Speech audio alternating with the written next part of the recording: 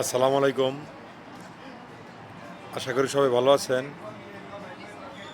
Saudi আরবের রিয়াদ থেকে আপনাদেরকে আমি ফুড ডেলিভারির কাজ সম্পর্কে ধারণা দেওয়ার চেষ্টা করি।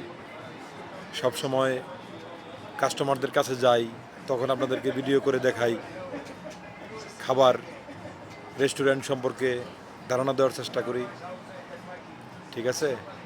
তো আসলে সৌদি আরবে প্রবাসী ভাই যারা আছেন, সৌদি আরবে যারা প্রবাসী ভাই আছেন, বৈধ এবং অবৈধ যারা আছেন, ঠিক আছে, বৈধ যারা আছেন, যাদের আগামা ওকে, তাদের সমস্যা আপাতত নাই। তবে যাদের আকামা নাই, যাদের হুরুপ আছে, খুরুজ আছে, ঠিক আছে, সৌদি আরবের রিয়াদে চেক চলতেছে। আজকেও 3-4 জায়গায় দেখলাম, ঠিক আছে, পুলিশ জিজ্ঞাসাবাদ করতেছে।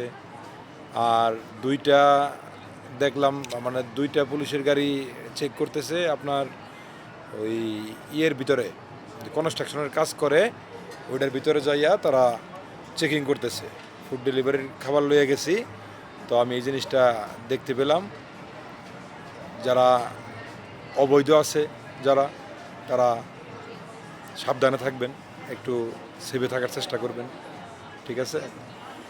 ধরতেছে আর গাড়িতে উঠাচ্ছে, কি বুঝলেন? তাদেরকে কি সহজেই ছেড়ে দেবে? সহজে ছাড়বে না। তাদেরকে সুরতা বলা হয়, সৌদি আরবে আরবিতে ভাষায় বলা হয়, থানাকে বলা হয় সুরতা। সুরতাতে নিয়ে যাবে, তাদেরকে ফিঙ্গার দেওয়া হবে। ফিঙ্গার দেওয়ার পর যদি তারা দেখে যে আকামায় হুরুপ খুরুজ বা মামলা আছে, তাহলে এই ক্ষেত্রে তাদের আইনানুগ ব্যবস্থা তারা গ্রহণ করবে। তো আমি চাই না আমি একটা প্রবাসী হিসাবে আর একটা প্রবাসী ভাই এই সৌদি আরবে, এই রিয়াদে বিপদে পড়ুক। তো আপনারা বেশি বেশি এই ভিডিওটা শেয়ার করবেন, বেশি বেশি এই ভিডিওটা শেয়ার করবেন। একটা প্রবাসী ভাই সে যেন দেখে উপকৃত হতে পারে, ঠিক আছে। আপনার একটা শেয়ারের মাধ্যমে যদি একটা প্রবাসী ভাই, একটা অবৈধ লোক বা একটা আকামায় হুরুপ খুরুজ প্রাপ্ত লোক যদি বিন্দুমাত্র তার উপকার হয়, তাহলে এই ক্ষেত্রে